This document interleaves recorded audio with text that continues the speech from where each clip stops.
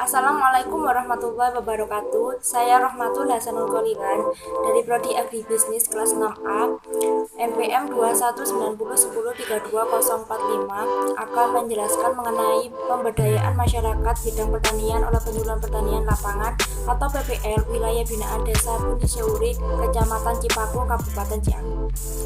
Langsung saja pada poin pertama, yaitu pendahuluan.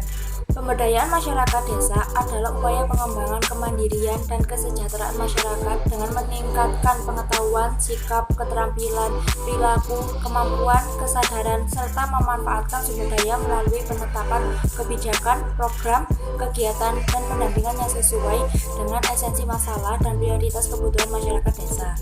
Pemberdayaan masyarakat di bidang pertanian oleh Penyuluh Pertanian Lapangan atau PPL wilayah binaan Desa Buni Seuri, Kecamatan Cipaku, Kabupaten Ciamis ini secara umum sudah berjalan, namun hasilnya atau outputnya belum optimal. Kemudian selanjutnya yaitu hasil dan pembahasan.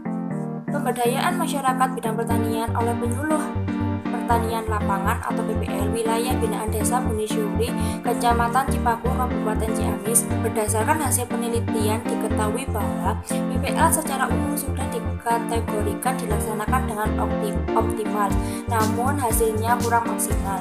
Adapun yang dilakukan oleh PPL yaitu yang pertama, tahap penyadaran dan pembentukan perilaku menuju perilaku sadar dan peningkatan kapasitas diri. Kemudian tahap kedua yaitu tahap transformasi kemampuan berupa wawasan pengetahuan, kecakapan, keterampilan dasar sehingga dapat mengambil peran di dalam pembangunan. Kemudian yang ketiga yaitu tahap peningkatan kemampuan intelektual, kecakapan, keterampilan sehingga terbentuk inisiatif dan kemampuan inovatif untuk mengantarkan kepada kemandirian. Adapun hambatan-hambatan dari pemberdayaan masyarakat bidang pertanian oleh Penyuluh Pertanian Lapangan atau PPL yaitu yang pertama, kurang antusiasnya masyarakat Desa Buni Seuri dalam bidang pertanian. Sarana penunjang seperti sumber air kurang atau sawah tak ada hujan, kegiatan tidak berkelanjutan, tidak adanya program dari Institut Pertanian dan SDM Petani, tidak ada regenerasi.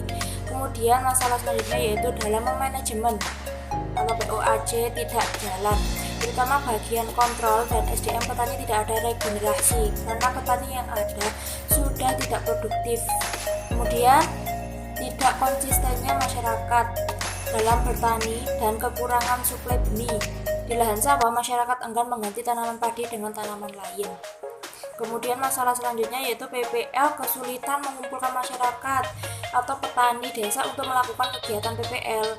Nah, mendapatkan lahan untuk melaksanakan sekolah lapangan dan kurangnya permodalan untuk terlaksananya kegiatan.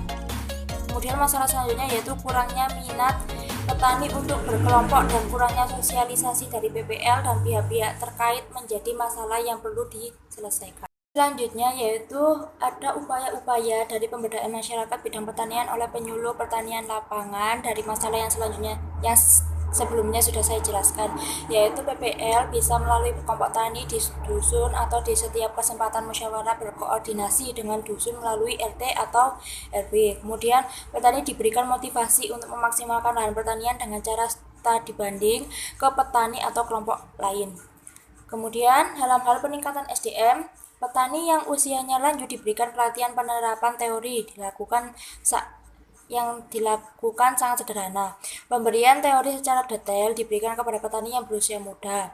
PPL mengupayakan untuk merekrut anak muda dalam wadah taruna tani.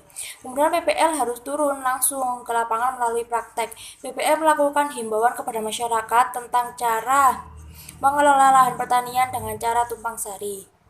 Dalam hal menerima bantuan harus jadi modal utama dan dikembangkan kepada petani lain dan memberikan pemahaman kepada masyarakat tentang pengorganisasian kelompok tani dengan struktur, aturan, dan administrasinya.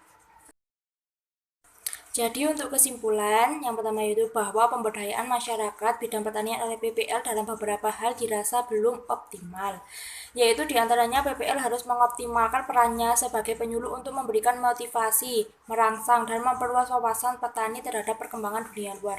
Yang kedua, mengenai hambatan-hambatan yang ditemukan dalam pemberdayaan masyarakat bidang pertanian oleh PPL, yaitu diantaranya lebih mengoptimalkan lagi peran dan fungsi PPL melalui kegiatan-kegiatan yang dikelola. Dianggap dianggarkan oleh pemerintah desa dalam memberdayakan masyarakat dalam bidang pertanian. Selanjutnya, mengenai upaya-upaya yang telah dilakukan untuk mengatasi hambatan-hambatan yang ditemukan dalam pemberdayaan masyarakat bidang pertanian oleh PPL harus dijalankan oleh PPL sendiri dan juga harus didorong dari petani tersebut dan masyarakat sekitar. Mungkin itu saja presentasi dari saya. Kurang lebihnya saya mohon maaf. Wassalamualaikum warahmatullahi wabarakatuh.